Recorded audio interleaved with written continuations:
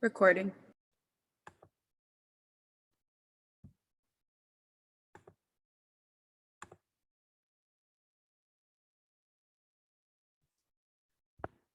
Okay, I'm gonna press hit live.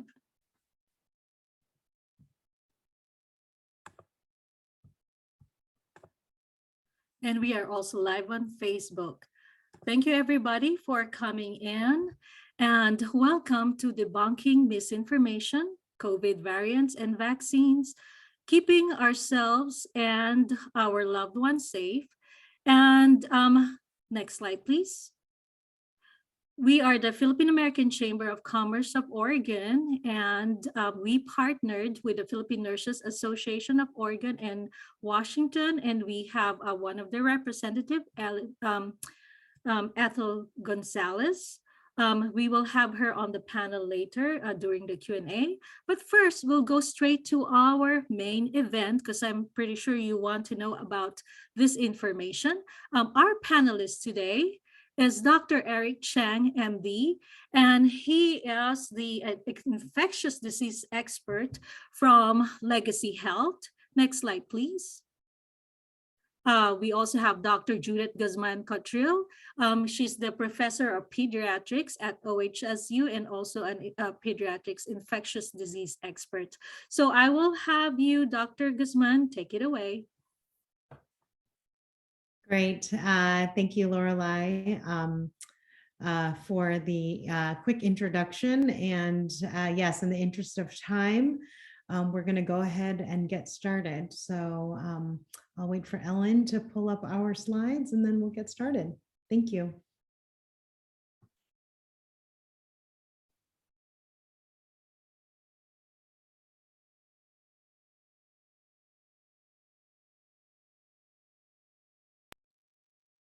Great, thank you. So I'll be talking about COVID-19, give you an update, first talking about the disease trends, about the vaccines, and then Dr. Chang will take it over after me and talk a little bit about some of the misconceptions and misinformation and questions and help answer questions that you may have about COVID-19 and vaccines. Next, please. So I'll review COVID-19 activity and again, then discuss the various vaccines that are currently available. Next slide. So, we just came into September of 2021, and you may remember where you were back 18 months ago, where the first COVID case was reported in Oregon. The first was announced February 28th of 2020. And that was also the first community transmission case in the entire country. The first person who was diagnosed with COVID without having any international travel or any known exposure to someone who had traveled. So we're 18 months into this and we're still, changing recommendations, changing how we manage patients based on the updated science as it continues to change. Next, please. So first, let's look at some data. This is coronavirus in the United States. So first, you can look at this figure that shows you the surge back in November, December, February. So the winter surge. You can see here in August with that curve going upward that we're starting to see an increase.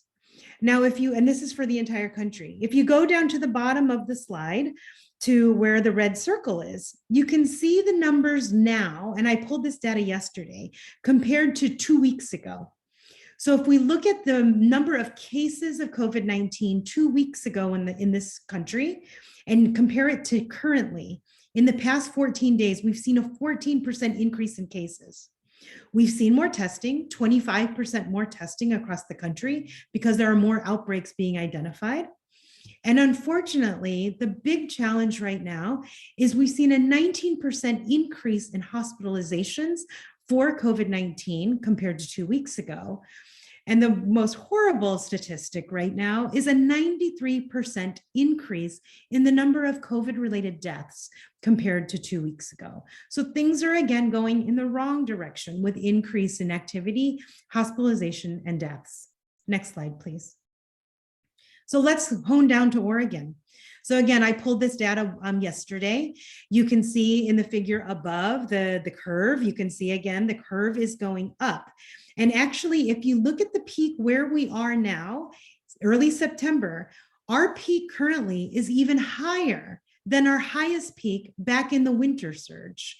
So that is not something that we want to see. And we're worried that this is something that we're not going to be able to contain or provide care for those people that are making that peak increase.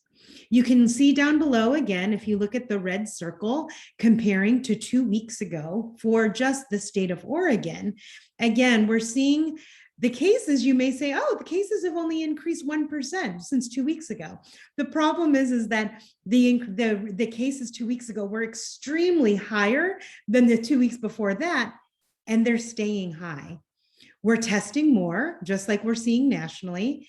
And you see the terrible, again, increases in the number of people in Oregon being hospitalized, and a 73% increase in deaths in Oregon related to COVID-19. Next slide, please. So why are cases increasing in the US again? We're seeing multiple factors. So first and foremost, we're seeing a decreased use in the general population in the use of those, what I call barriers to break the chain of virus spreading from one person to another. Next, please. We're seeing less people wearing masks throughout the spring, throughout the entire summer, less physical distancing. People weren't as good at staying home, especially when they're sick, less hand washing. More people were out and about all summer long, both the vaccinated people and the unvaccinated people. There's a lot of summertime travel. You know, all of us, including myself, went to go visit friends and family members who I hadn't seen for a year and a half. There were more social gatherings, and not enough people were getting vaccinated during all of this time of people getting out and about. And if there are not enough people getting vaccinated, the virus takes advantage of that. The virus was continuing to spread, and it continues to spread now from person to person. And that gives the virus a chance to mutate, which has now become the Delta variant. And the Delta variant, unfortunately, is very, very contagious. Next. So this is a nice table that was created by a Dr. at Emory University in Atlanta. And it really kind of walks us through how the variants have changed over time. If you look here on the left side, you see the green circle, wild type. Wild type was the original virus that caused the pandemic 18 months ago. That's what caused the first surge. That's what was spreading across, starting in China and across the entire world. Now, you may remember, if you look here, the B117 alpha, so that's the red circle here.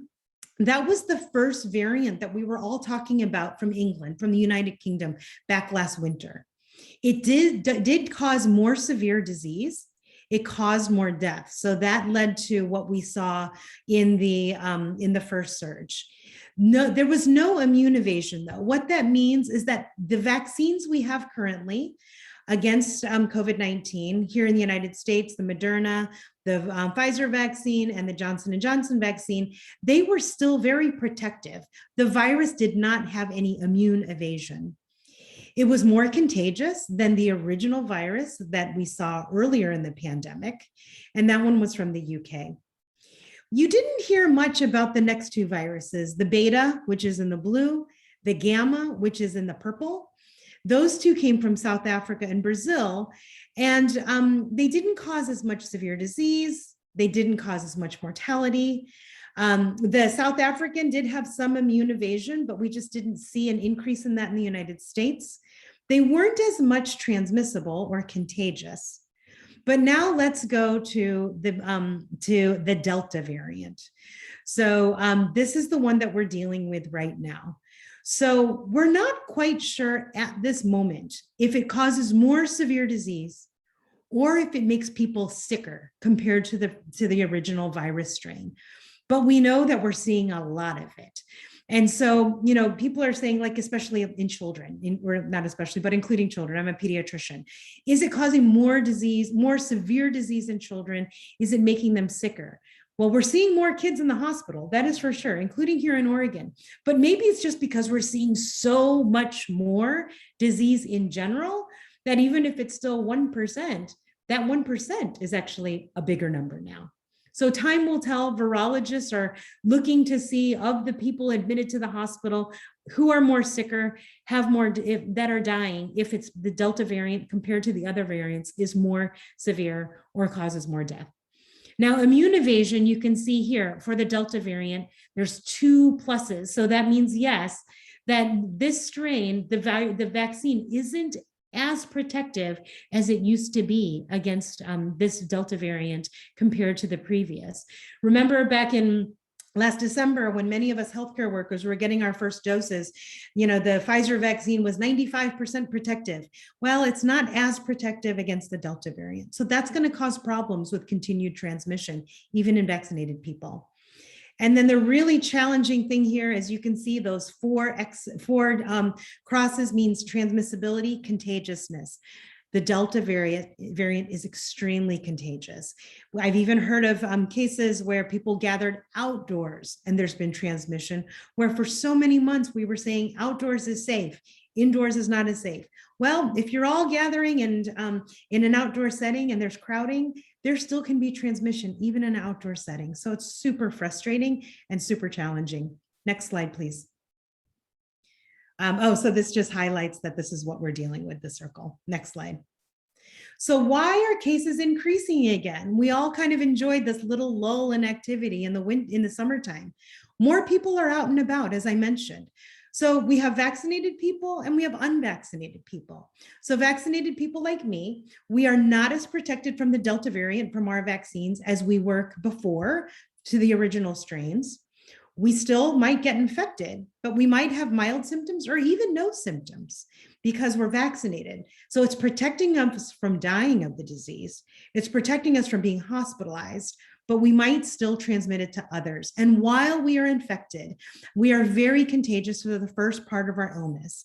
And unfortunately, that means we could also spread the virus to people who are unvaccinated and to immune compromised people during those times. Even people who are immune compromised and got the vaccine, they might not have had a protective response. So we need to protect those people in our families and in our communities. Now, what about the unvaccinated people? So those people are out there, out and about also all summer long and currently out there. Those people, of course, have no immunity. So they have a higher risk of getting infected now because Delta is so much more contagious. So if they have a higher risk of getting infected, they have a higher risk of serious illness, and they have a higher risk of getting hospitalized because there's just a higher chance that they'll get infected, including ICU level care. Next slide. So going back to this slide, look in the circle in terms of vaccinations. This I pulled yesterday. So let's focus on the Oregonians who are fully vaccinated. So it's nice to see that 90% of people 65 and older have had at least one dose, and 85% of our highest risk people by age, people 65 and older, are fully vaccinated. So that is great news. But then we can see there, when you get to the younger people, younger than 65, the number of fully vaccinated people decreases. And that is a major concern. Remember, for the first half of this pandemic so far, people would say, oh, it's really only the elderly, people in long-term care, people in nursing homes who are getting sick and dying. The story is changing, unfortunately. Next slide. So what does that mean? I'm going to show you some slides of what is happening this week in Oregon hospitals. So as Lorelei mentioned, I'm a pediatric infectious disease doctor at OHSU. These are the numbers as of a couple days ago at OHSU. On that day, on August 31st, we had 64 people in the hospital with COVID-19. And you can see 84% of them were not fully vaccinated. So, and 10 of them, or 16%, were fully vaccinated. So it's clear, and you'll see these in the next coming slides, that being unvaccinated is an extremely high risk, the #1 risk now for being in the hospital. with COVID-19. 25 people were in the ICU for COVID-19. And again, the vast majority, 21 of those people are not fully vaccinated. 4 of them were fully vaccinated. And of those 25, 21 of them needed a ventilator or being on or they're on a breathing machine.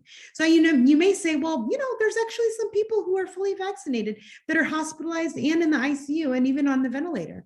And remember, this includes people who are immunocompromised. This includes people who may have had their immunity from their vaccines last winter, maybe starting to decrease. And again, the vaccine isn't 100% protective, but man, look at the odds. If you're not vaccinated, your odds of being hospitalized are much higher. Next slide, please. And again, the ages are decreasing. So before we used to say, oh, it was the elderly, the people in nursing homes, long-term care are the ones that are hospitalized. Now look, the ages have shifted. The majority of the people in the hospital right now at OHSU with COVID are people between 40 to 80 years of age. 40 to 59, there are 24 people, and 60 to 79 years old, 21 people. So we're seeing a shift. Younger people are being hospitalized and younger people are dying of COVID-19. Next slide. It's the same story at whatever hospital you go to. This is Providence Healthcare. They have several hospitals across the state of Oregon, including 2 in the Portland area. Again, this data is from 2 days ago, August 30th. 189 were hospitalized. Of those, 168 are unvaccinated. 21 are vaccinated. And of those in the ICU, there's 53 in the ICU, and 49 of those 53 people are unvaccinated. Next slide. This slide from Providence looks at the age range of people back in the winter surge to the current surge. The winter surge are the blue bars. So you can see the blue bars, really just look at the 70 to 80 and 80 plus age people. And you can see that was the majority of the people in the winter. They were people that were 70, 80, 90 years of age. Now shift your eyes to the bright green bars. Look at under 50.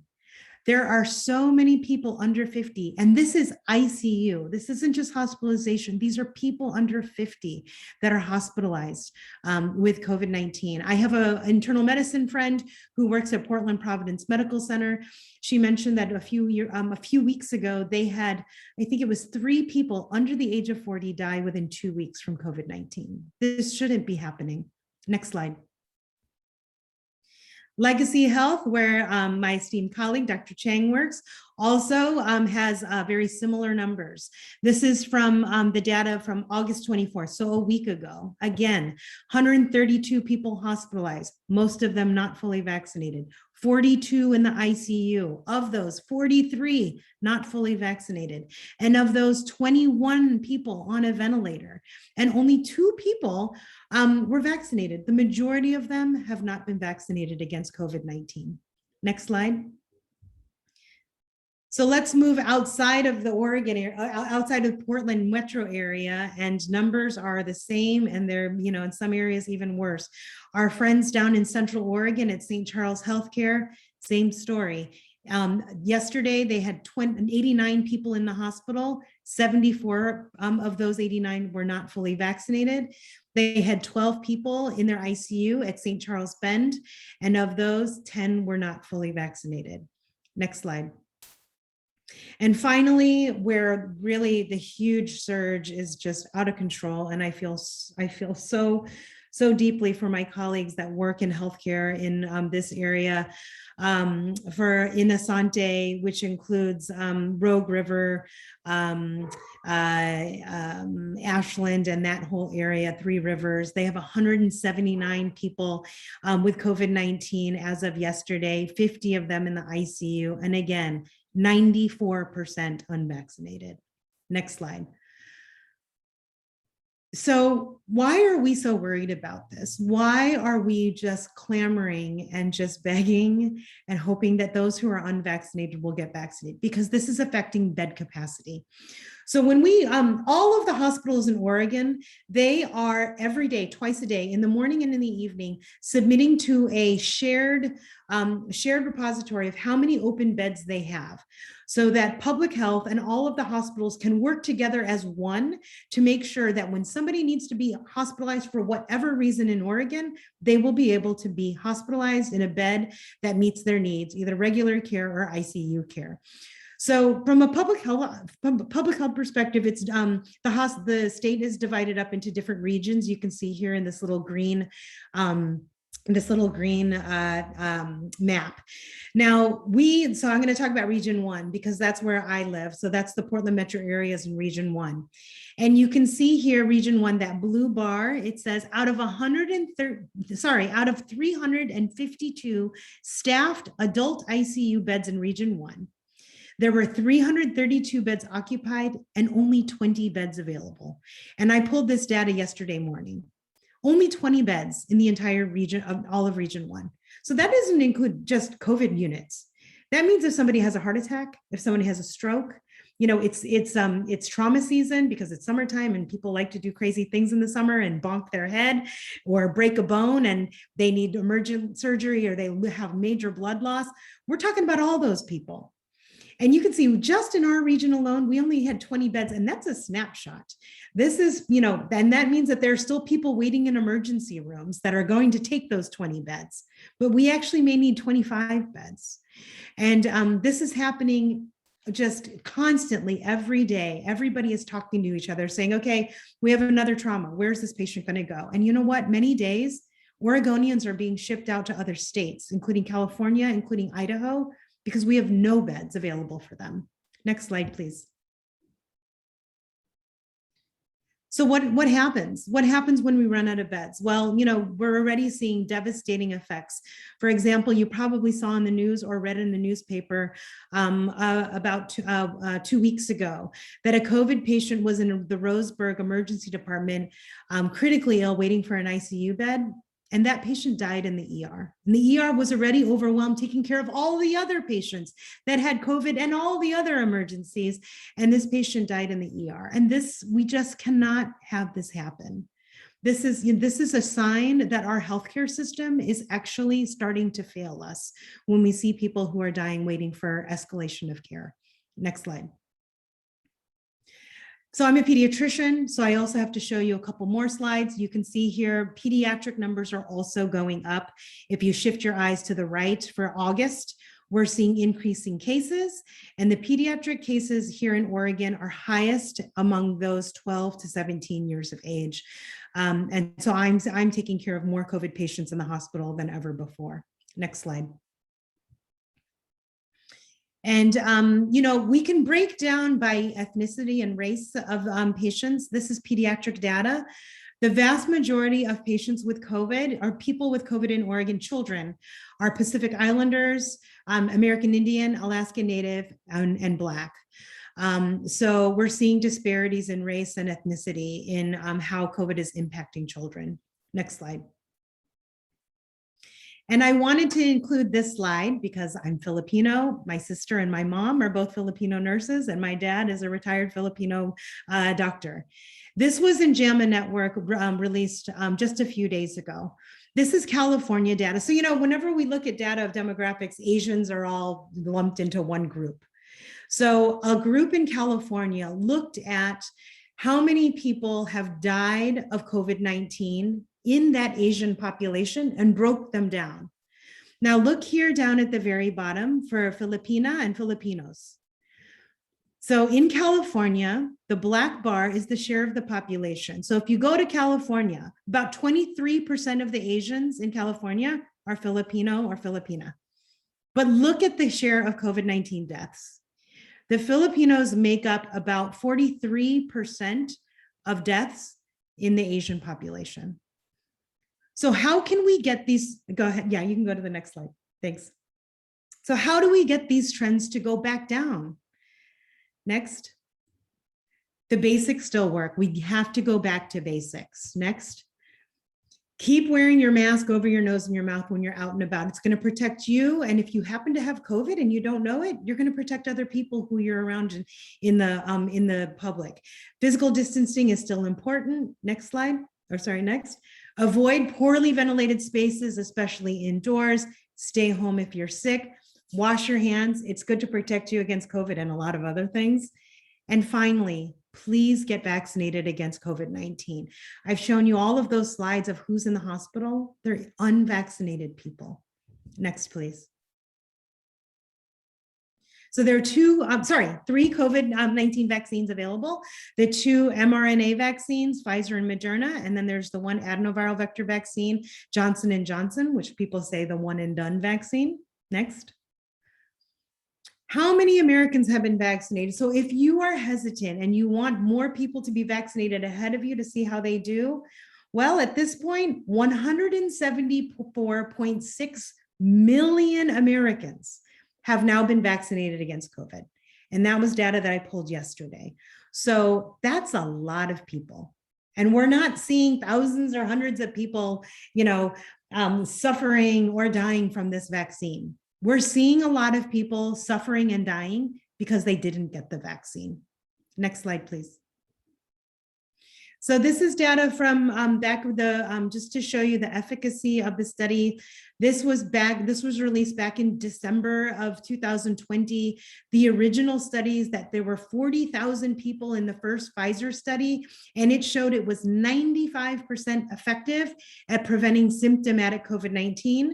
The people in the study, if they only got 1 dose, up to before they got dose 2, it was 52% effective, and there were no deaths in the people who got the vaccine. Next slide. Same story for Moderna. There were 28,000 people in that first study, and of course now millions of people have had Moderna since then, but this was the first study. And that also showed a 94% vaccine efficacy in preventing symptomatic COVID-19 after 2 doses, and again, no deaths. Next slide. And third is the Johnson & Johnson vaccine. The technology is a little bit different. It's an adenovirus vector vaccine. It's a 1-dose vaccine. There were about 40,000 people in this study. And this study showed a 77% vaccine effectiveness against severe or critical COVID-19 at least 14 days after vaccination. And again, no deaths. Next slide, please. So the COVID-19 vaccines, they've been out now for, since December of last year. The first people who were in those studies that I just showed you, they got their first doses back in August of last year. So people in America have been getting this vaccine for over a year now. They are safe. They protect you against COVID death and suffering. Vaccinated people protect others around them. It's like a bonus deal, including unvaccinated children who are under 12 and immune compromised people as well. These vaccines do not have a microchip inside them. They're not used to track you. You know what? We're all getting tracked already from our cell phones if you're worried about getting tracked. The vaccines do not have any aborted fetal cells tissue inside them. I'm Catholic. I got the vaccines. The Archdiocese of Portland is urging you to get your vaccine. Pope Francis is urging us to all get our vaccine. The vaccine does not cause COVID disease, and they do not affect fertility. Next slide. So here's my family who all got vaccinated. I don't have a picture of my husband. He got vaccinated at work and nobody took a picture of him. There's me getting my first dose. My mom and dad who are in their 80s who both got vaccinated, and my 2 teenage children who are both also happily fully vaccinated so they can get back to a normal life. Next slide. So if you haven't been vaccinated yet, or you have a friend or family member who's looking for a vaccine, most of us can just walk into an outpatient pharmacy these days, and you don't even need an appointment. But if you want the convenience of an appointment, so you don't have to wait in line, I think the 2 easiest ways to do it are to take your cell phone, and you actually can text your zip code to 439-929, which is Get Vax. And it will automatically give you a list of pharmacies within like 5 miles of your zip code or in that zip code that have vaccine available today. Or you can go to vaccinespotter.org, click on Oregon, put your zip code in, and it again will show you within a 5-mile radius places that have vaccine available today. Next slide. So thank you so much. And I think next we'll go to the next slide. And I'll turn it over to my colleague and friend, Dr. Eric Chang. All right, thank you, Judy. That was great. Much appreciated. A great review of where we are right now. All right, so vaccines are our best tool to prevent COVID, and so I'm going to focus a little bit on some common vaccine questions and to try to start the conversation. So before this conversation, we're going to have just a couple acknowledgments. Times are tough. People are hurting. They're isolated and scared. And so, many of the things we've lost that we've loved is lost. Beyond the ones we love, birthday parties, going to a festival or a concert, or has an additional level of worry and danger. And not only that, we have a shifting landscape. We have this Delta variant that's changed the rules. There's emerging data as we learn more about things. The how we approach coronavirus has changed, and that has led to uncertainty. And the internet is a great thing, but also you can find anything to support your opinion out there. So people have very diverging opinions, and they feel very strongly about them. And it can be difficult to be civil to each other and respect others' opinions. But with our rights that we have here, we also have responsibilities to each other in our community. And at the end of the day, we still have to live with each other. So I think that when any conversation about COVID, we should understand that we're talking to people. We're not talking to we're talking to real people who have real lives who are just like you and me. So anyway, with that, let's go to the next slide.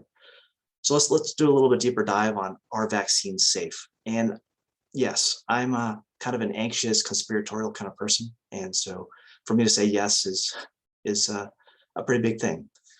The mechanisms are relatively new. The mRNA vaccines and viral vector vaccines are not common vaccines, but they've been studied for decades. Viral vector vaccines have been used in multiple other vaccines. They were used broadly for Ebola. mRNA vaccines have been studied for over a decade for both cancer vaccines and infectious disease vaccines. So these vaccines are well studied. The development speed has caused a lot of people to feel pretty concerned about the vaccines, that they've skipped steps or have not had the same amount of scrutiny given to them prior to their use. But the development speed is increased by parallel tracks and also focused efforts on clearing quote unquote red tape hurdles. The normal approval process usually takes years, but with the entire world's energy focused on ending this and getting life back to normal, we can speed up many of the processes that typically take months. All right, these vaccines are also the most scrutinized drug product ever. They have been the most intensely monitored product ever. In the United States, there are multiple safety monitoring systems. This is a vaccine adverse events reporting system where anyone can report anything. The vaccine safety data link, which are multiple healthcare sites throughout the country that are looking for side effects and adverse effects among their people participating in people who are getting vaccines. Goes to the Department of Defense that looks very closely at their service members and their families who are getting vaccines, and the attention of the entire world. This is something that everyone has intense interest in. So let's go talk about, the big question is, they seem safe now, but are there long-term side effects? And so I think a little bit of history is important here. Historically, overwhelmingly, most appear within 2 months of the vaccine, and really no vaccine has caused chronic conditions to emerge years or decades after receipt. The only vaccine that had shown a slightly later side effect was the dengue vaccine, which looked like people who have gotten vaccinated and infected with a different serotype of dengue might be a little bit worse off. That being said, that's a known side effect of actually getting dengue infection, so not totally unexpected and within the expectation of the vaccines themselves. But overwhelming, all the other vaccines we have had, the side effects have been within typically 2 months. And as Dr. Guzman has said before, we started these trials, we collectively, the entire world that started these trials for mRNA vaccines and viral vector vaccines over a year ago. And for some, over 18 months ago. And tens of thousands of people have gotten those vaccines in that time. And since starting back widespread vaccinations late of last year, hundreds of millions have. And so it seemed highly unlikely that there will be long-term side effects. All right, next slide, please. All right, so we'll start kind of get things moving with some quick kind of hits here. So which vaccine is the safest? All the vaccines available are safe and effective. Serious side effects are very rare, and they're much less common than serious side effects from COVID. So, but if you have a special health concern or condition, I'd reach out to your doctor and have an in-depth conversation. You know, I would love to talk to people who are my patients who want to know about the vaccine, because everybody who gets vaccinated gets us one closer to being done with this and protecting them from serious side effects, serious infections, and also protects their community. It's not just about us, it's about the ones we love, the ones in our communities. All right, so the next one. Is the vaccine safe in pregnancy? Oh, can we go back slide? Yep, thank you. Safe in pregnancy and breastfeeding, and yes. So intensively looked at patients who have been vaccinated while pregnant, and the mRNA vaccines did not increase birth defects or miscarriages on vaccinated moms, and the same with the adenovirus vaccines as well. Also, early data did not look specifically for mRNA particles that were past the breast milk from mother to baby, could not find any, but they thought, but antibodies could be, were passed, which could provide protection to your infant. On the flip side, being vaccinated, being pregnant puts you at higher risk of having severe COVID. So it's even more important if you are pregnant to get vaccinated. All right, next slide. All right, when can I get a booster? So if you have a weakened immune system, you can get a third mRNA dose now. And the plan is to make them more generally available in late September. But more data is needed. More data is needed to know about how effective a third dose would be, and about when and who, and if there's any staging to be done. So, and also there's more data to be coming on who, the people who've gotten the one dose Johnson & Johnson, about if and when they need a second dose. And so when will vaccines be available for kids? So hopefully in the late fall, mRNA vaccine, the mRNA vaccine that will hopefully be available next will be Pfizer, and they're expected to have study results soon in mid-fall. That being said, these are delayed because the FDA has requested more kids be enrolled into these studies and a longer period of monitoring to ensure the safety of these vaccines for our children. All right, so let's I think at this point, I think it'd be a good time to see if we can take some questions. I have some sample questions on the next slide we can talk about. Lorelai, will you help facilitate some questions for us? Yes, of course. Firstly, thank you very much, Dr. Eric Chang and Dr. Judy Guzman-Cottrill, for your presentation. For all the participants, please make sure that you post your questions on the chat. And Dr. Guzman and Dr. Cottrill are available until 1 p.m. And then we will have Dr. Seilinger from Oregon Health Authority come in. So we also, Ellen, if we could also have Ethel Gonzales come in to also answer some questions too. So the first question is, you know, people are talking about, I don't even know how to pronounce that, the deworming drug. How did that come about? Well, that's a good question. I see Dr. Guzman smiling as well. So ivermectin is a antiparasitic agent that has been considered to perhaps be helpful in treating COVID. I think when the world's faced with a terrible disease with not a lot of options, I think people want to do their best. They want to do something. So not to get too technical, there was some lab data that suggested at very high levels that ivermectin might have some antiviral activity, or maybe some activity against changing the immune response to COVID to help prevent severe COVID disease. And there has been some small studies but the data is not good, maybe suggesting that it would be helpful. That being said, it kind of had blown up.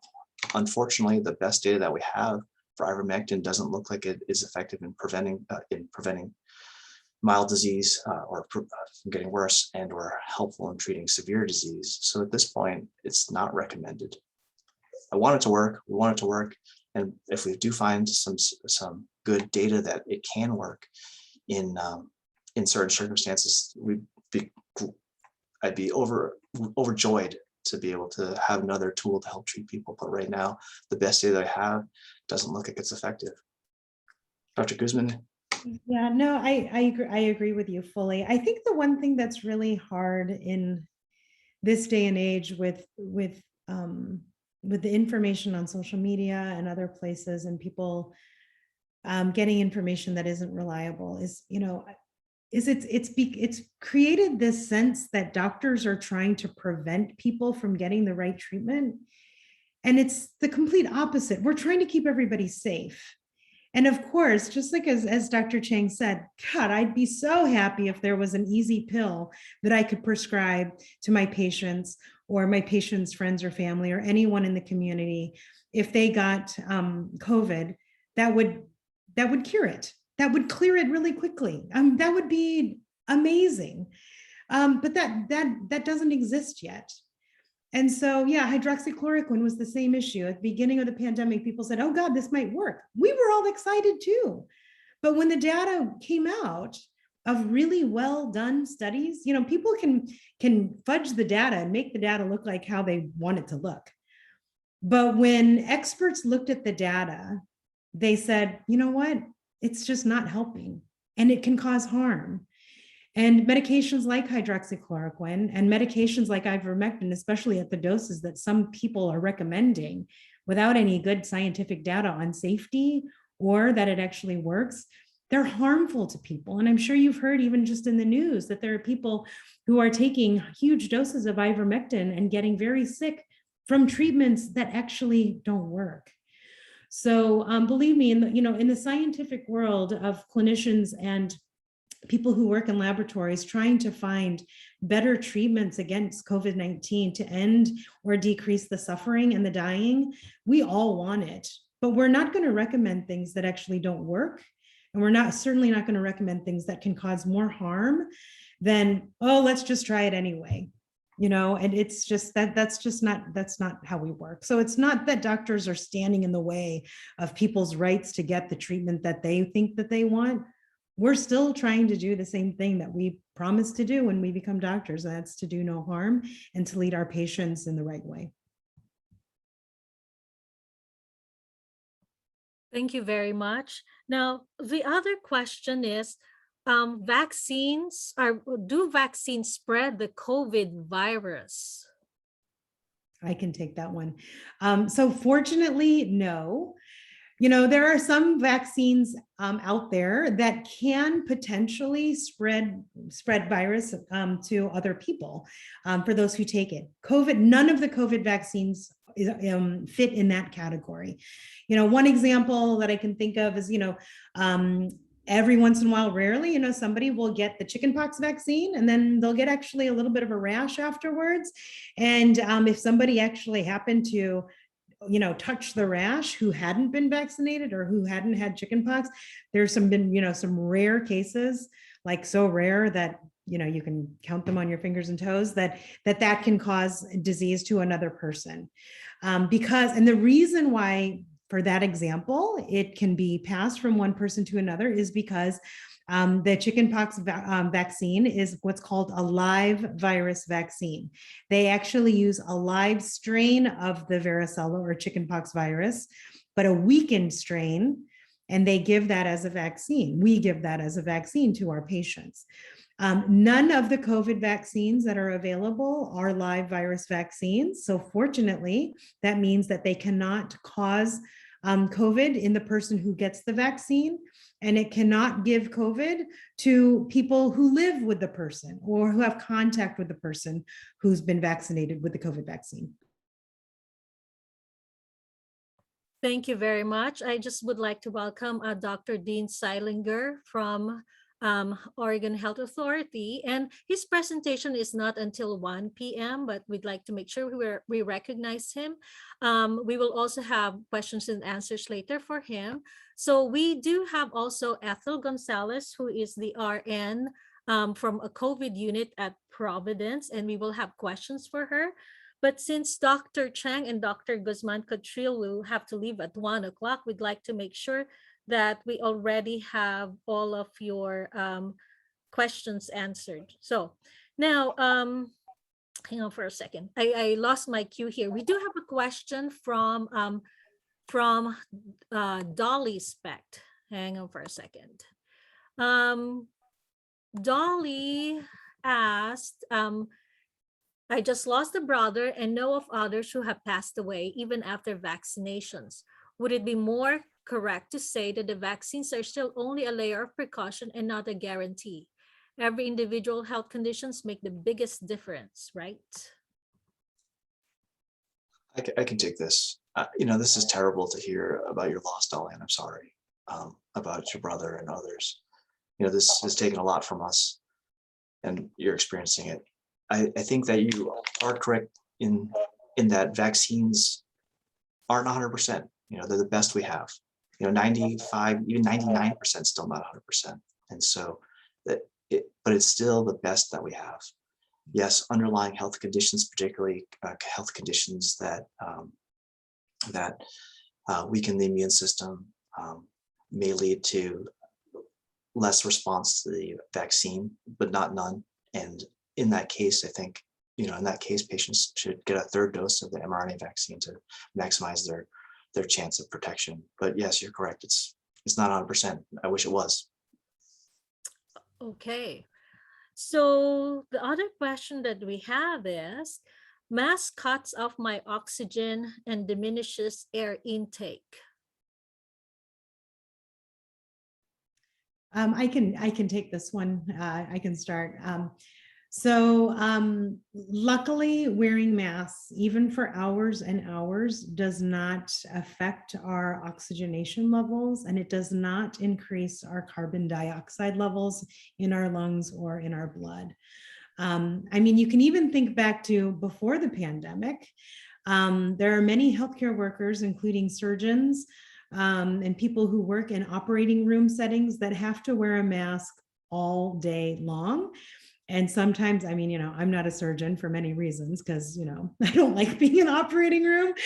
And I remember though, when I was a medical student and I had to assist the surgeons with some of their open heart surgeries or really, really complex brain and spine surgeries, sometimes those last like 10 hours long. And these surgeons and their techs and the nurses and everyone else in the ORs are wearing masks nonstop for 10 hours long.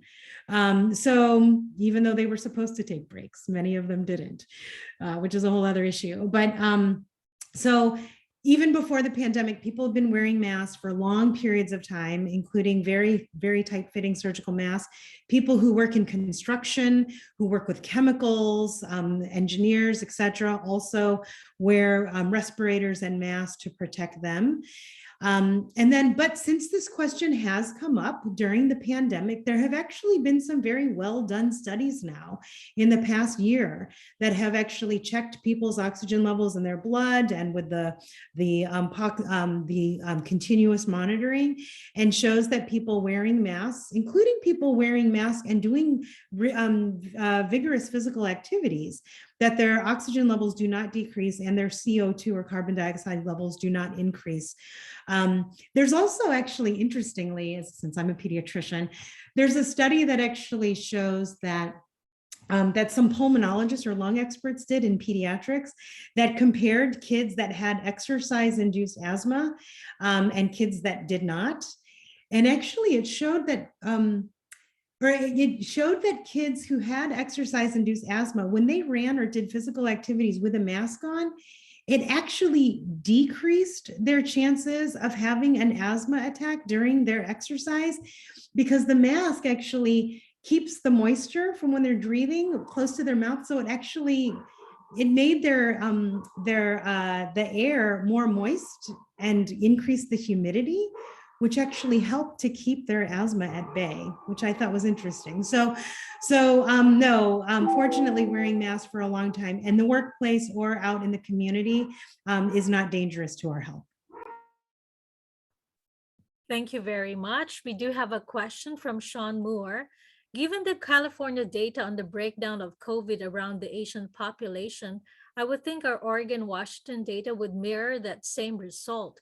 What can we do as a community to address this disparity? Well, one thing I can say is we can do educational sessions like this, where we do outreach to organizations, to groups of different ethnic backgrounds, different socioeconomic backgrounds, to be able to share reliable information. Because, man, I tell you, I'm on social media too every day. It's really hard to know what's true and what's not anymore. And, I know that there's challenges out there. So I think community outreach and educational outreach like this, both from Dr. Chang and I as clinicians, sharing our expertise and our experiences, and then, our public health partners like Dr. Seilinger's team at OHA are working really hard to do this type of outreach, share the data, and then share recommendations for how we can all stay as healthy as possible. Thank you very much. So the other thing also too is some people are saying that all about this hype about the pandemic is all about fear mongering. So what would you say as physicians to those people who would rather believe what they see about politicians post, or what would you like to say to those, what would you like to impart? This is Eric Chang here. Again, sorry if you can see that, but anyway, I think fear mongering is a little harsh. I think that there's real death happening. There's real suffering, very real suffering, and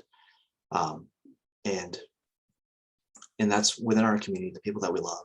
You may not see it immediately, but it's happening, and we are really truly in this together. And so that's why we have to all make sacrifices to keep the show on the road, to keep the bus running. I think our here on the West Coast, I can only speak for Washington and Oregon, where we practice medicine, that the public health agencies are apolitical. They are doing what's right for our community, regardless of political wins or hits on each other. And I think we really should support them and listen to their recommendations to help keep our communities healthy. Thank you, Dr. Chang. Do you want to add to that, Dr. Judith Guzman-Cottrill? No, I don't. It makes me so sad to see. I don't know. It just makes me sad. To the point, that I'm sure you've all read stories about people in healthcare that are trying to find an exit strategy and find a new job because, early in the pandemic, everyone in healthcare were heroes, and now for some reason, people are accusing me of trying to sell vaccines. I don't get money when other people get vaccinated, and it makes me so sad that us as a community and as a country, and actually as in the human race, that I don't know how we all got here. It's so sad to me. It is so sad that people don't trust science anymore, and that people think that science is opinion. You can have an opinion to what the science shows, but the scientific data is not opinion, it's science. And if adults are acting like this, and we are models for the next generation, and our children are watching how we're all acting, it honestly scares me to death of what's going to happen. And right now the urgency is our healthcare system. Our healthcare system is not working right now. People are leaving, there's shortages. people are not don't believe the science, or I don't know if it's that people are having a hard time understanding the science. We're not conveying it right. This is why we're doing events like this, is to be able to answer people's questions. Because it's, we're all living it.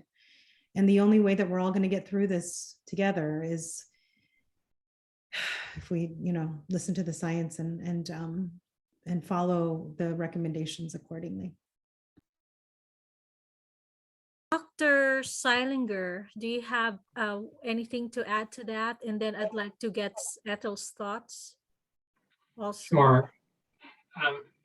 Thank you, Dr. Chang, for those words about public health. And from an individual working in public health at the state, I echo what Dr. Guzman and Dr. Chang said. We're all trying to provide the facts, the best information we can to individuals so they can protect themselves, their family and loved ones, and the broader community.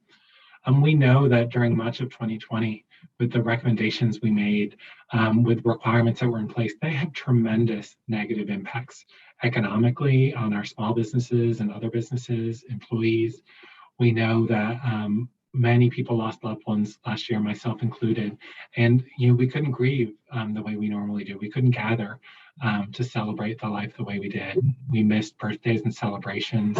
Our kids missed in-person instruction through much of the year. And so these had some tremendous negative impacts, but we know they also decreased the spread of COVID-19. We now have 3 amazingly effective and safe vaccines that help us combat that.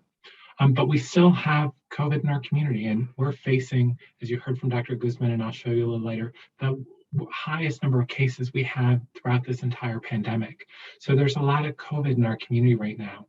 And so, continuing to wear a mask when we're outdoors in public places, thinking about changing our plans in the next few weeks while there is so much COVID there, moving things outside where we can, making our gatherings smaller, are all things that we can continue to do.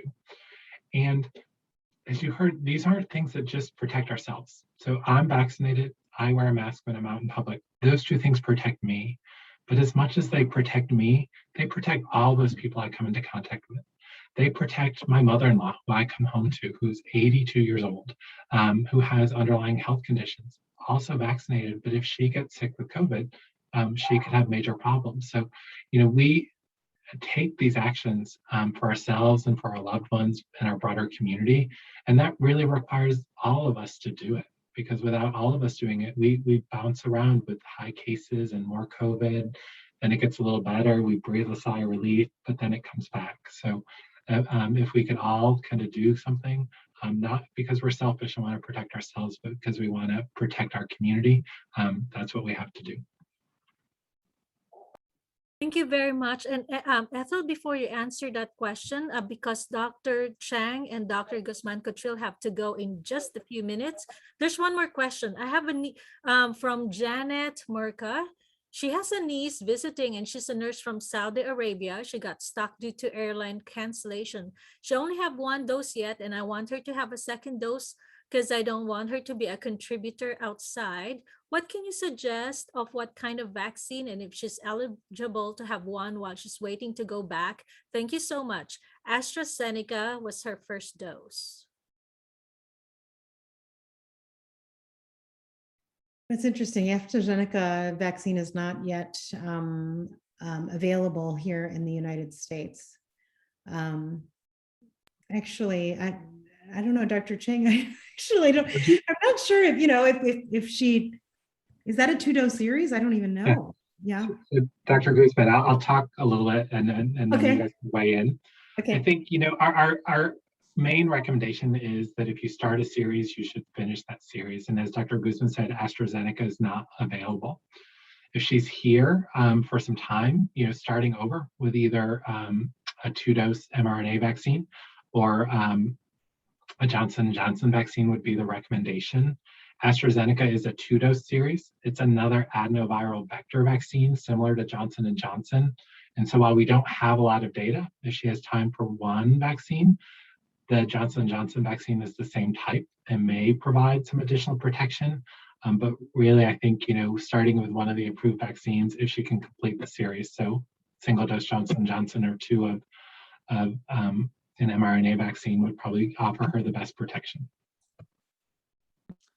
I would agree. I think that if she depends on how long she's here for. If she's here and she can complete a series of an mRNA, if she's here for a sufficient amount of time to complete an mRNA vaccine, I think that would, that's an option as well. I think just at least within our health system, our availability of J&J is decreasing, and so there may be an availability issue. From my perspective, anybody who wants to get a vaccine should get a vaccine, no matter where they're from. Thank you very much. So I know Dr. Eric Chang and Dr. Judith Guzman-Cottrill that you do have some meeting after this. So thank you very much. And we would hope to invite you again sometime soon, because I don't think that the conversation has ended here. So thank you very much, and we'll reach out to you. Thank you. And Dr. Dean Seilinger, we're going to introduce you in a little bit, but we'll have some moments for Ethel Gonzales. We would like to hear from her. So Ethel, I'm gonna go, hang on for a second right here. Ethel is Gonzalez. She is a COVID unit RN at Providence. And we'd like to, well, first, I did ask you questions about what you think about this fear-mongering. And when you answer that, also to tell us about your experience in your unit. Well, since COVID, since COVID, we've been a COVID unit. We were, it used to be orthopedics. So the evolution of change. And so really right now, I echo with all the doctors, Dr. Chang and Dr. Seilinger, and what's our other name? Anyway, I echo their sentiments really. So we are, I've witnessed too much at the bedside, without politics or religion, those are aside from, but mainly I see a lot of suffering. I've witnessed horror and patient that's really expressed the remorse and regret with being stubborn and not getting vaccinated. And also witnessed too often, the loss of the loved one to realize the value of a vaccine. So, and as a bedside nurse, it's really frustrating to us. And, we are all exhausted and we want to go back to really return to some semblance of normalcy. And we have an opportunity to use our superpowers to contribute to bringing the positive change to lessen the suffering from this pandemic. And that is, we urge everybody to get vaccinated. Okay. Thank you. Thank you very much, Ethel. And with that, Ellen, if we could pull out our slides super quick. So we have, of course, our representative from the Oregon Health Authority. Next slide, please. Dr. Dean Seilinger, and he is the health officer and state epidemiologist for the Oregon Public Health Division. So Dr. Seilinger, I will have you take over. Thank you for that. Let's see. I had some slides, so I think I'll just talk to you because many of the slides are data that Dr. Guzman shared with you. I will say, in looking at that picture, which was taken just before the pandemic has really aged me. So I think that's a factor of us. It's been a long year and a half for all of us as we've fought this pandemic. Our healthcare providers on the front line, and Ethel, I appreciate everything you do every day, you and your colleagues, the physicians and respiratory therapists, along with you and the other nurses on the unit to care for people. And I know how frustrating it can be this late in the pandemic to see our largest number of cases, particularly knowing that most of those hospitalizations could have been prevented with vaccine. So right now, as we are in September here in Oregon, we are facing our highest number of cases that we've seen since the beginning of the pandemic. We have more people in the hospital that wake up in the hospital each day than have at any other time during the pandemic, and more people that wake up in the intensive care unit on a breathing machine than have at any other time. And this, as you heard, is really straining our hospitals. You know, when we talk about hospital capacity, that doesn't mean a room and a bed. We can make more of that. We can move things around and create that. It's people like Esther, people like Dr. Chang and Dr. Guzman, who are taking care of patients in the hospital every day that we need more of. The skilled professionals who are providing the needed care, the subspecialized care that people need that are in shorter supply. And so that's why you hear about hospitals have delayed and canceled non-urgent procedures. And you're like, well, you know, that's not a big deal. This was not care that people needed. This was, you know, people getting a nose job or a tummy tuck. And that nothing could be further from the truth. What hospitals are doing now is delaying care for patients who really need it. You heard Ethel say that they used to be an orthopedic unit. People now who need orthopedic procedures because they're in pain, maybe a hip replacement or another orthopedic procedure, have to wait because the hospital can't schedule that surgery, can't give them a bed to recover in during this time. We think of people who are diagnosed with cancer who need surgeries to help determine what stage of cancer they have so they can make the next best treatments. We've had to delay those kind of procedures. So people are waiting to hear about their diagnosis and start their treatment that they need that could save their lives. So we are seeing delays in care right now that we don't need to. If we could keep people with COVID out of the hospital, we could free up those beds to go back to providing that high level quality care that we all deserve. And we can do that with vaccines. So, you know, we early on in the pandemic, we didn't have enough vaccines, and, you know, we could have a clinic anywhere and people would line up. That was frustrating because we wish we had more vaccines. We could have gotten into arms every day. Now we know that people have questions about vaccines. They mistrust the speed that they were developed. And you heard from Dr. Chang, and then in answering some of the questions, our panelists, about how safe and effective these vaccines are and kind of debunk some of the myths. So, you know, right now we have to reach out to people, answer their questions. Who do they trust in their community? Having a forum like this where people can come together with a trusted organization and get questions answered and get information. Can we make sure vaccines are in every community, in an organization, at a location where people feel comfortable going? We need to do even more work to get each of those vaccines out.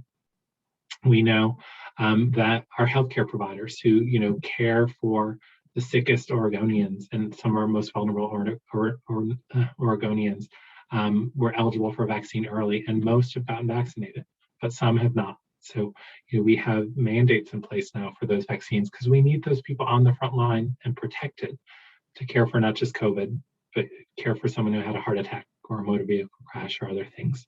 Similar situation in schools. Our teachers and staff are really needed to offer that in-person instruction to kids who missed out on so much in the last year and a half. And having them vaccinated is going to offer more protection. When we look across the state, here in the Portland metro area where I am, we have some of the highest vaccination rates. They get much lower in eastern parts of Central Oregon and Southern Oregon. And those are the parts of our state right now that are hardest hit by this pandemic, with neighbors, loved ones, family members, more likely to be in the hospital now than at any time during this pandemic. And yes, there are a few people who are fully vaccinated in the hospital and seriously ill, but they represent such a small percentage of the people getting sick now. So I encourage everyone, you know, seek out the answers, you know, reach out to a trusted source, talk to your healthcare provider, your nurse practitioner, your physician. You know, while we have different levels of COVID across the state, it's high everywhere. Let me try and end with some you know, a little bit of good news, and then we'll see if Ethel has anything to add, and happy to take any questions. You know, we are seeing, while cases are still increasing and we're seeing more people in the hospital, the rate of increase is slowing. So we hope that's an indication that we will level off very soon and then start to come down. We know that when we do modeling, so when we see how the virus has been spreading in the previous few weeks and try to make based on that information, see how it is likely to spread in the next few weeks. That model shows that our rate of increase is going to continue to go down. Yes, the next few weeks are going to be hard. We're going to have more people in the hospital before it gets better. But within a few weeks, if people continue to wear their masks, rethink some of their highest risk activities that they're doing right now, and get vaccinated to protect us in the long term, we're going to get past this peak, and we're going to be able to, provide care to everyone who deserves it. Those non-urgent procedures that were canceled or postponed can get done, and we can provide that quality of care in communities across the state instead of moving patients from hospitals to hospitals and regions to regions because hospitals are full. When we talk about longer term, we know that we're going to live with COVID for a while, whether it's the Delta variant, which makes up almost every single case of COVID-19 right now in Oregon and across almost every state, or a new variant that develops, whether it's influenza and COVID in the fall. We're going to be fighting COVID for a while. Vaccinations are our best way to keep that foe at bay, to make sure that we can go back again to gathering, celebrating birthdays, celebrating anniversaries and important milestones, grieving the loss of loved ones that we put off in the last year and a half, sending our kids to school without the worry that many of us are doing right now as fall reopen schools, and we have some of the highest rates. Let me say that we have great protections in school with masks, trying to keep kids apart, offering testing in schools, vaccinating teachers, and trying to vaccinate as many of the older students as we can. That school will provide, a safer place for kids with limited opportunity for transmission. But that transmission happens in the community, at parties, during carpool, during extracurricular activities, football games and things. And so we need to not let our guard down during all of those to set our kids up for success, to protect the most vulnerable around us, those who are immunocompromised or have underlying conditions. I want to reiterate a little bit what you heard about the vaccines. We have 3 vaccines available to us, all safe and effective. Yes, they work a little less in the real world, a little less well in the real world than they did in the studies. But that's because they're facing a much more formidable enemy. The Delta variant, people carry about 1,000 times more in their nose than other variants. And even then, the vaccines work amazingly well. And most importantly, they will keep you out of the hospital even if you get sick, with rare exception. And they will keep you from dying, again, with rare exception. I know someone asked earlier who lost their brother after getting vaccinated, and that's a tragedy, and my heart goes out to them. But that is a rare occurrence after being fully vaccinated. So these vaccines continue to work even against variants that weren't even around when they were developed. And so that really is our best bet. And any questions that I can answer, or you have some resources here on how to get vaccinated, how to direct your family members and friends and loved ones to get vaccinated are important. So with that, I'll pause. Thank you, Dr. Seilinger. So there's a question. With the impacts on healthcare and frontline workers, are there any indicators that we would have another mandated lockdown? I don't think right now that we would be having any lockdowns or restrictions on businesses.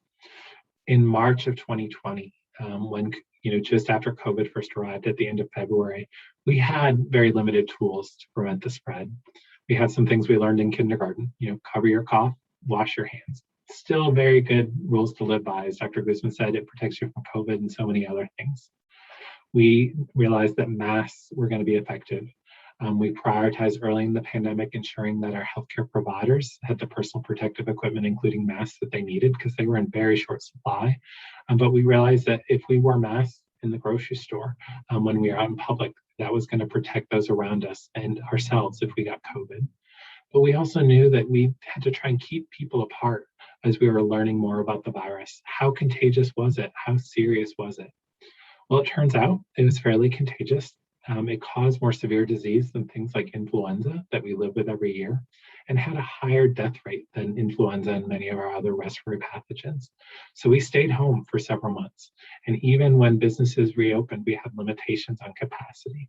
But then in December, an amazing thing happened. That first vaccine from Pfizer-BioNTech was available. That was followed fairly quickly by the Moderna vaccine and shortly thereafter by the Johnson & Johnson-Janssen vaccine. And these vaccines have really changed the game. So people right now, no matter where you are in Oregon, you're going to have access to a vaccine somewhere near your community. If you don't, we could probably work to get someone to bring it to you if you're in an area that doesn't have it. And these vaccines really do work. So that mass lockdown and change in business practices is probably not kind of going to be on the table. But as individuals, as families, parents of young children, particularly who are unable to be vaccinated yet, we need to think about the types of activities we participate in day to day and week to week.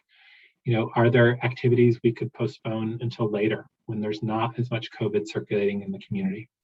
Can we move an activity outside? Can we maybe not have the entire family visit with, you know, our grandparents right now when COVID is at its highest, but continue, you know, to use FaceTime or Zoom or technology to do that? When we wear our masks, when we're around those we love and around strangers in public, that can decrease the spread. So I think as individuals, we can make those choices. We have some businesses now, some events like the Timbers, Beavers and Ducks football that are choosing to verify vaccination status before people can enter. Many bars and restaurants in Portland are doing that. That may become a tool that more businesses use, that they want to serve customers in the safest way possible to keep their staff protected and their customers and clients protected. So some businesses choose that. But for now, I think with vaccines, we hope that people are taking multiple steps to protect themselves. And when COVID is circulating at its highest levels, that we rethink those activities right now, postpone some of the fun, postpone the grieving if we have to until a time when it's lower. But I don't see those large scale business closures or business impacts coming back because what we need to do now is support those local businesses, support our community in the best way we can and the safest way we can, so that when we are finally done with COVID, they're still there for us to enjoy, to provide us the services, the night out, and everything else that we've come to rely on them for, because it's been a very tough year for all of us. Thank you very much for that. So another question, what about flu shots? Let me just see right here. What about flu shots? Do we return to taking these doses as we usually do in fall and winter? Yeah, I think similar to last year, flu shots are as important, if not more important this year than they ever were. They should be arriving in our community in the coming weeks and will be available at doctors' offices, pharmacies, and other clinic locations. The reason it's important to get the flu shot, even more so this year than other years, is because we still have COVID in the community. So we need to do everything we can to protect ourselves from viral diseases. If you get COVID and influenza together, we're not really sure how much sicker that'll make you, but we think it'll make you sicker. Last year with masks and staying home and with people getting flu shots, we saw very little influenza. And so, you know, we hope that this year will be the same, but we know people are getting together a lot more. So that flu shot protects you from influenza. It protects you probably from getting sicker with COVID. It protects our nurses and doctors, respiratory therapists in the hospital who are, you know, dealing with more patients now than they ever have. So they don't need another person in there with influenza if it could have been prevented. We know that if you're vaccinated with COVID vaccine, there's no problem with getting your influenza vaccine. And if you're not yet vaccinated and you go in to get a COVID vaccine and an influenza vaccine, you can get those together. So yeah, I would encourage everyone to get the influenza vaccine when it's available. If you're 6 months and up, it offers you great protection. It'll keep you out of the hospital, hopefully with influenza, and keep you from getting sicker with COVID, even if you get COVID. I see a question in the chat, and I'll just read it, Lorelei, about the benefits of getting vaccinated after being infected with COVID. What we know is that, you know, natural immunity or immunity after infection does exist with COVID as it does with other diseases. What we are learning is that likely people with less severe disease may have less immunity after recovery than people with more severe disease. We don't know the full length of that immunity. We know in the laboratory that those antibodies, those proteins that fight off infection, can last for a long time. And in the real world and looking at people, that people do have some protection after getting sick. but we don't have all the details that we do on, does it protect against different variants? Does it protect over the long term? We have more of that data on vaccines. That vaccines now, for as long as we've been studying, do really well. There is some waning immunity out, particularly against just getting sick, but it's still protecting you against getting hospitalized. And what we know in some studies of folks who've recovered from COVID and then been vaccinated, their body mounts a really strong immune response, and that offers you even more protection. So right now, I would say if you're recovered from COVID, I would recommend you get vaccinated. This offers you even more protection. And if you're not vaccinated, I would not recommend getting COVID to get you protection, because getting COVID comes with the risk of getting seriously ill, being hospitalized, and even dying. And the vaccine doesn't come with those risks. So all of us should be vaccinated. Thank you very much. So there's a question here. Many businesses have their staff working from home. What are the recommendations for office workers in particular? And is this a new normal for offices? So let me say, as someone who's working from my home office and who has been for much of the last year, I think some level of this is here to stay. I will say, if you run a business or you're an employee at a business and you're having conversations at work about coming back, if you're in an office setting that has been working from home and can continue to do that during the highest level of cases, that probably provides the best protection to folks in the workplace.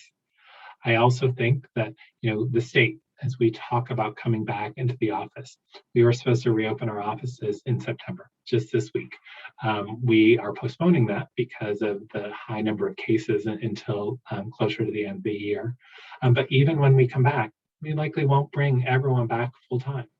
That's because we know that people have continued to do their work, have been very productive in working from home, have had a better kind of work-life balance often, and can work like a hybrid schedule where they can come into the office part of the time, but work from home other times. And we can be more efficient with our time in the office, our space in the office. Certain people, our folks who are working in grocery stores, our food processors, our healthcare folks can't work remotely and need to come in. Other folks like our teachers, provided remote instruction last year. It worked very well for some kids and families, but not really well for everyone. So we're doing what we can to bring them back. But for offices and other places that can work remotely and have over the last year, while cases are high, trying to continue that, but also looking at what's the new normal going to be for your workplace setting. Is it going to be we all come into the office sometimes? Is it going to be we rarely come into the office? Or do we all come back like it was before? And I think many businesses are not choosing that last option because things have worked out pretty well for many of their employees and the work that's getting done. Thank you. So there's another question right here. They said that they are gonna have a retreat later this month and some of their board will be sharing beds. What recommendations would you recommend to protect their board friends, and would you recommend masks be required at the Airbnb that they will be at? Right, so what I would say is, because this one takes the longest, asking everyone who's not yet vaccinated to get vaccinated, that will offer a significant level of protection. As we're bringing people together, if we can do that in smaller groups, and that maybe just keep the key people in person, but if other people can participate remotely, that will help. If you can move certain activities outside is better than inside. Inside, look at ventilation, open windows, use HEPA filters if possible. Masks, when they're around others in these indoor settings, I think are a must. And if you're spending time kind of sitting around with people outside and you're less than 6 feet, I would encourage using masks then. There are certain places where masks aren't safe. So if we're sleeping, we can't wear our masks. So for people sharing a room in an Airbnb, they would take those masks off when they're sleeping, try and spread people out as much as possible. And again, working to ensure that everyone's vaccinated before they leave for the retreat will offer additional levels of protection. Thank you. So there's another question here. If I have an autoimmune condition, should I get vaccinated? Yes, I think for folks who have an autoimmune condition or immunocompromised for other reasons, cancer, chemotherapy, or other reasons, we know that you may be at higher risk for complications from COVID-19 because your body couldn't fight off the infection as well. We know that also your body may not respond as well to the vaccine. So that's why folks who've been vaccinated with Pfizer or Moderna vaccines, that we recently started recommending a third dose of vaccine, which in the research has shown that even individuals with autoimmune with immunocompromising conditions, which would include some autoimmune diseases, that they had better immune response after that third dose. So I would say overall, yes, get vaccinated, but certainly reach out to your doctor or healthcare provider and talk about the risks and benefits. And I think you'll probably hear the same answer, that getting vaccinated and potentially even having a third dose if you're immunocompromised as part of your autoimmune condition offers you the best protection from COVID-19 and will keep you healthy. So now this is my question. You mentioned about, yeah, it's still important to get that flu vaccination. Is there like a time frame between the flu vaccination and the vaccination that we have to worry about? No, when the vaccines were first being used for COVID-19, the initial recommendation was that we don't give the COVID vaccine with other vaccines, and we wait a period of weeks before administering other vaccines. What we've seen is that other vaccines don't seem to interfere with the COVID vaccine, and the COVID vaccine doesn't interfere with others. Neither the influenza shots we use or the COVID vaccine are live vaccines, so they can be given together. They can be given a few days apart if they're not available together when you're there. So there's really no timing requirements between those types of vaccines. Thank you. So there is a talk about the Lambda variant. I think the Philippines talked about that. So is that a newer kind of a variant? And how is it different from Delta? Yeah, so let me talk about variants in general, and then we'll talk about Lambda. Most viruses, the SARS-CoV-2 virus that causes COVID-19, do mutate when they infect a new person. So they can change and act differently. We've seen that since the beginning of COVID-19. What we worry about is if that change makes the virus more contagious, which right now we're seeing with Delta. If it causes more severe disease, which right now we're definitely seeing with adults with Delta. We think that'll likely be true with kids, so we don't have enough data. Or if it causes our treatments, like monoclonal antibodies or vaccines, to be less effective. And we're seeing a small decrease in effectiveness with Delta. So every opportunity, every new person that the virus infects is an opportunity for a new variant. And so what we're faced with now is Delta, which makes up over 95% of the cases in Oregon. We test about 5% of our samples, and they're almost all Delta. We look at wastewater and we look at samples of virus in the wastewater, almost all of it's Delta. And Delta is just that much more contagious. We've identified 4 or 5 lambdas in Oregon, but none of them seem to have spread. So we identify someone with lambda and no one around them with lambda. So while lambda could cause more problems and may cause more severe disease, it's not spreading in the face of Delta. There are other variants. There's a variant called mu that the World Health Organization is looking at now that we'll continue to watch. So that as new variants are identified, we'll look for them. We'll see if our vaccines continue to work or if they cause more severe disease. Right now, we're facing a foe that is much more contagious than any variant we've seen before, causes more severe disease. But luckily, we have vaccines and antibody treatments that still work very well against Delta and even better against preventing you from getting hospitalized. So right now, worry about Delta. Don't worry about Lambda. It hasn't gained a foothold here in Oregon, and we'll tell you if another variant comes in that we need to worry about. We are so glad you are here and to guide us because these are so helpful information. So thank you very much, Dr. Seilinger. So hopefully we can invite you again in the future because again, this conversation I think should be ongoing. So thank you very much.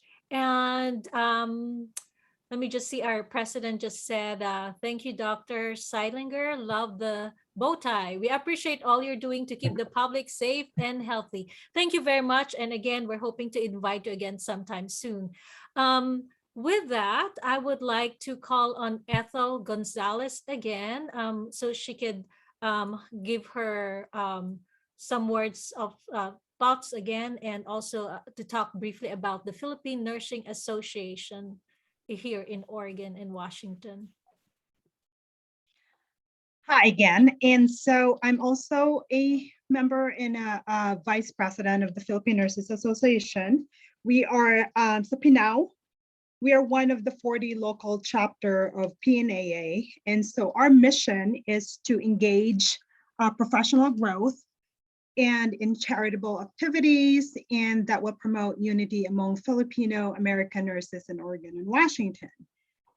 And so, you know, with 18 months being in COVID, you know, early stages, you know, going back, we have, of course, escalating concern, a lot of unknown uncertainties, and that was evolving, and we're looking at our regulatory body with the CDC and OSHA to give out in the moment, figure out, you know, in the moment protocol, and that protocol changes. The beginning, it was pretty much hourly that sometimes we have to change protocols. And of course, with that, you know, during that time, we didn't have enough vaccine and there was a PPE shortage. And fast forward, COVID-19 slowed down a bit and now has evolved, seems like with a vengeance. And I'm saying that because, you know, we never had, I worked the other day and we had quite a bit of patient on Optiflow and BiPAP. You know, they can't even talk without getting their oxygen down. So a lot of times when we place them in a BiPAP that covers your entire face, you can't eat. So our goal is to really keep the oxygen higher. Otherwise, you know, we work side by side with respiratory therapists. We call them regularly. We work with them and pulmonologist, and also too, we work a lot with ICU nurses because that could change any minute, in a moment. So the main thing really with, we have patients that, you know, now we see a lot of patients that really refuse to get vaccinated for many reasons, whether it's religious or political. And we try not to really be judgmental on you know, their reason. But the sad part really is seeing the patient, you know, they're out of breath and they are, you know, having remorse of not getting vaccinated, or they lost their loved ones and now they realize the value of vaccine. And so having that, you know, emotionally in and out every time we go to work, it's really taxing. So that's why we try to get everybody, you know, even in that situation, you can still get vaccinated. And we're recommending, you know, usually it's 12 or 3 months, 12 weeks or 3 months that you can also get vaccinated post COVID infection. Thank you, Ethel. Yeah, thank you, Ethel. That is very, very insightful. And we appreciate your time sharing with us your experiences. So for everybody who participated, all of this is recorded live on Facebook. We will also have this recorded on YouTube video. We have a PACCO channel, so if you could also visit that, and so we'll be able to share this information to everybody you know that can benefit, well, actually the public. Share it as many times as you would like to share it. And if you have difficulty getting the link, just make sure to reach out to me. We would like to invite on the stage Ellen Edmonds, who is our VP of Membership and our Programs Director. Thank you so very much, Lorelai, and thank you to all our speakers. Thank you for the updated information. It has really debunked a lot of myths and misinformation among all the others. And of course, everybody who's here would be able to share the knowledge that we have gotten from you today, and we would be able to make very informed decisions as well. So we certainly saw that things have gotten worse when we saw the slides that were shared by Dr. Cottrill earlier. And the good news, as what Dr. Seilinger mentioned, is it really gets worse before it gets better. And the even better news is we are in control. We can decide how this goes next, whether it's going to go worse or it's going to get better, right? So it's all about the basics, wearing of masks, 6 feet distancing, and all of those. And I am going to draw your attention on what Dr. Seilinger said. Let us help all of the small and local businesses thrive until we are all able to go out there again in full blast. And in line with that, I would like to mention that there is an ongoing grant that PACCO is currently administering from Prosper Portland, and this is a technical assistance grant that's running until June 30th, 2022. We help you do your digital marketing. We train you on, and we also tell you about all the resources that are available to you. We do executive coaching. We help you on merchant services. Please do send us an email at wecare@pacco.org, or whenever you are receiving our weekly newsletters, we do have a link there and you can readily apply. Another technical assistance is also in the works and forthcoming. That would be sometime during the fall through Business Oregon. Now, the latest news that you would really want to hear and tell your colleagues who are in business is that our President Jan Mason has just signed a contract with Multnomah County. Thank you so much. And we are going to be administering COVID-19 assistance money grants very soon. So we are going to meet on that regarding our communication plan and processes.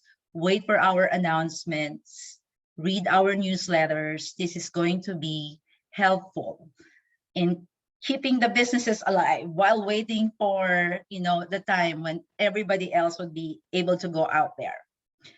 You don't need to be a member of PACCO to be able to get to the grants, but we do really encourage you to be members of PACCO. And so in celebration of our 25th year anniversary, we are giving away a 50% discount on our membership. Just use the PACCO code PACCO Cares when you go to www.pacco.org, member sign up, and you would be able to readily see. It will guide you how to avail of the 50% membership. Your membership fees are helping us to maintain PACCO staff and be able to, sponsor things like this, information dissemination, and would be able to bridge the gap whenever there are no grants so that you may be able to continue to assist you and the small business owners within our underserved communities. Thank you so very much. And I turn the table back to Lorelai. Thank you all. And I'd like to recognize also the presence of our President, Jan Mason. Thank you, Jan, for your leadership with PACCO. And thank you, everybody. Dr. Seilinger, super grateful to you. Ethel Gonzales from PNAOW. And to everybody that participated. Again, this video will be posted on our Facebook page and Facebook group, and it will be on our PACCO YouTube channel. And if you have any questions for the doctors that are included in the panel that you were not able to ask, just email them to me, and we'll be making sure to forward those to our panel. Thank you very much. And with that, we'll just bid you all a good afternoon. Bye-bye.